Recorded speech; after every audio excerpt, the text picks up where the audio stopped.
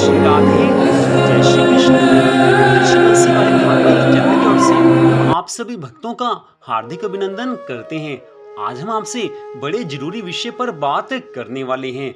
यद्यपि आज की बात हम संसारिक करने वाले हैं, लेकिन इसका भी भगवान से सीधा संबंध बनता है। तो बात वो इस प्रकार है। प्रतिदिन हम और आप न्यूज़पेपर में या टीवी चैनल पर या अपने आसपास ये देखते सुनते रहते हैं कि कुछ लोग अपने घर की शादियों पर लाखों करोड़ों रुपए खर्च करते हैं। लाखों रुपए अपनी शादी पर लगा देते हैं, करोड़ों रुपए अपनी शादी पर लगा देते हैं। मनुष्य जो कुछ कमाता है, लाखों करोड़ों एक मनुष्य ने कमाया है और उसको अपनी या अपनी संतान की शादी पर लगा देते हैं। एक या 2 दिन के शादी विवाह के कार्यक्रम में लाखों करोड़ों रुपए लोग बर्बाद कर देते हैं, ऐसा कुछ लोगों का कहना है। कुछ लोग ये समझते हैं कि इतना पैसा बर्बाद करना बेवकूफ़ी है। जब पैसा कमाया हुआ है तो उसको ऐसे बर्बाद नहीं करना चाहिए। मनुष्य बड़ी मेहनत से पैसा कमाता है, उसको ऐसे शादी ब्याह के ऊपर इतना पैसा बर्बाद करना बिल्कुल बेवकूफ़ी है। ऐसा किसी को नहीं करना चाहिए। समाचार पत्रों में भी बार बार आता है कि इस अमीर आदमी ने अपने बेटे की शादी पर, अपने बेटी की शादी पर इतना धन खर्च किया। कई बार सरकार भी कहती है कि इस लिमिट से ज्यादा शादी पर खर्च नहीं होना चाहिए। तो सब ये बातें यही निकल कर आती हैं कि आमतौर पर सब लोग यही कहते हैं कि शादी विवाह पर लाखों करोड़ों रुपए बर्बाद नहीं करने चाहिए। तो इस बारे में आप भी कुछ न कुछ अपने मन में राय रखते होंगे कि शादियों पर इतना पैसा लगाना अच्छी बात है या नहीं, शादी विवाह पर इतना पैसा खर्च करना सही है या गलत है। तो आज हम आपको एक छोटी सी लेकिन बड़ी गहराई वाली बात बताने जा रहे हैं कि जिसको सुनने के बाद आप स्वयं इस बात का फैसला कर लीजिए कि शादियों पर इतना पैसा खर्च होना चाहिए या नहीं खर्च होना चाहिए। तो बात यहाँ से आरंभ करते हैं।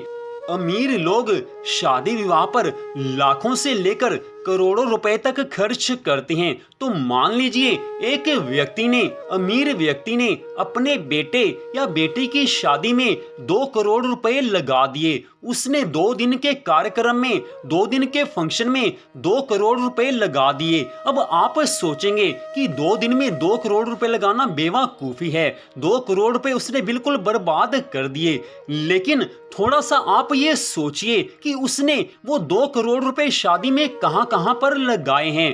तो जो उसने 2 करोड़ रुपए खर्च किए हैं वो किस किस के पास गए होंगे। तो सीधी सी बात है, शादी है तो सबसे पहले उसने सोने चांदी के गहने लिए होंगे, जेवर लिए होंगे, हीरे की अंगूठी ली होगी, ऐसा सब कुछ लिया होगा।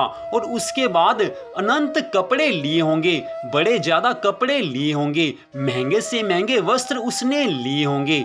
उसके बाद बात आती है कि उसने और जरूरी सामान लिया होगा।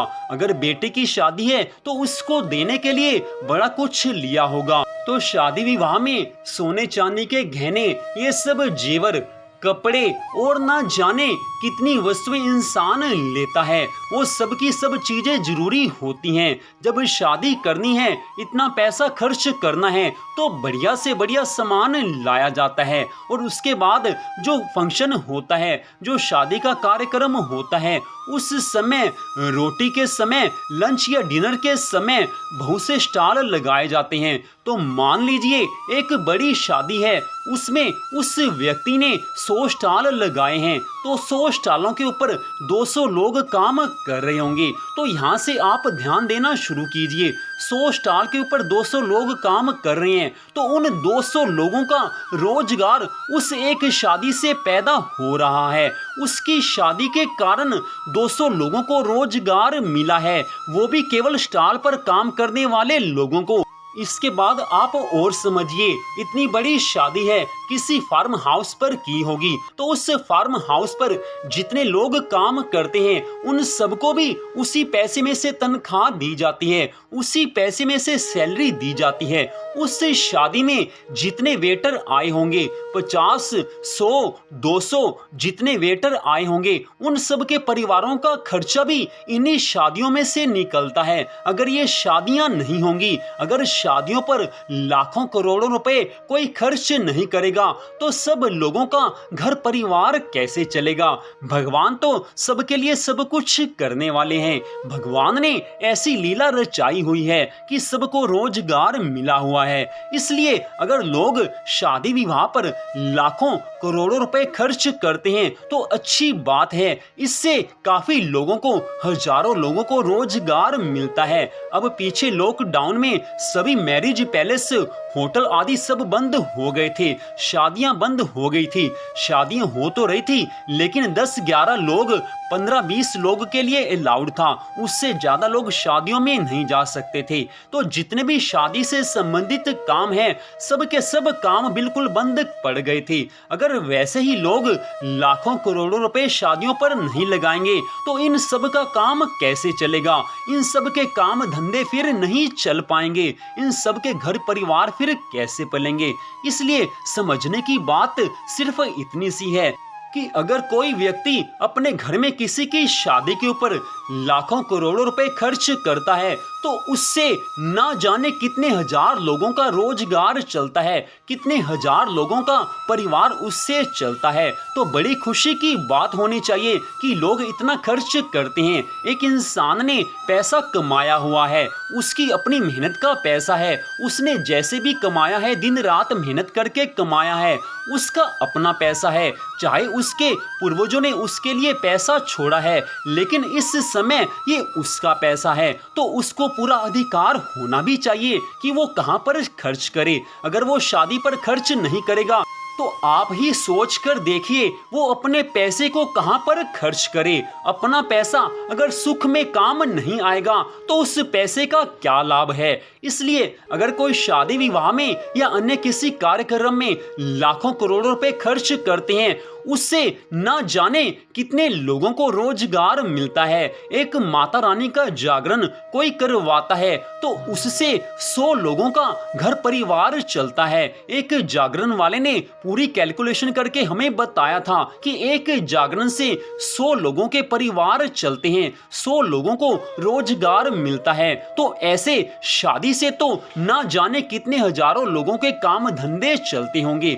इसलिए जिसके पास पैसा है उसको शादी विवाह में ज्यादा से ज्यादा खर्च करना चाहिए। लेकिन इसके साथ ही ध्यान देने वाली बात यह है कि अगर किसी के पास पैसा नहीं है तो उधार लेकर अपनी शान बढ़ाने के लिए कभी भी शादी में हद से ज्यादा खर्च ना करे। शादी के समय उधार लेना तो आसान है, लेकिन उस उधार को बाद में चुका पाना वो बड़ा मुश्किल बन जाता है। इसलिए बाद में परेशानी पैदा ना हो, इसलिए सोच समझ कर सब कुछ करना चाहिए। और सीधा स्पष्ट बात है, हमारे पुराने समय में पुराने लोग कहते आए हैं कि जितनी चादर है उतने ही पांव पसारने चाहिए। तो जो कुछ हमारे पास है उसी के हिसाब से सब कुछ करना चाहिए। अगर पास में करोड़ों रुपए हैं तो खर्च करिए, उससे ना जाने कितने लोगों को रोजगार मिलेगा।